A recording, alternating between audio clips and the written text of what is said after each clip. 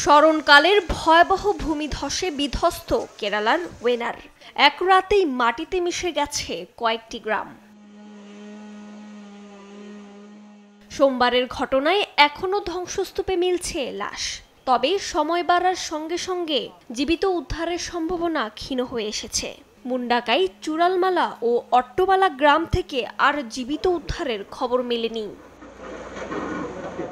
পিটিআইয়ে জানা গেছে, ওয়েনারের বিপর্যয়ে যারা প্রাণ হারিয়েছেন তাদের অনেকের সন্ধানও পাওয়া যায়নি।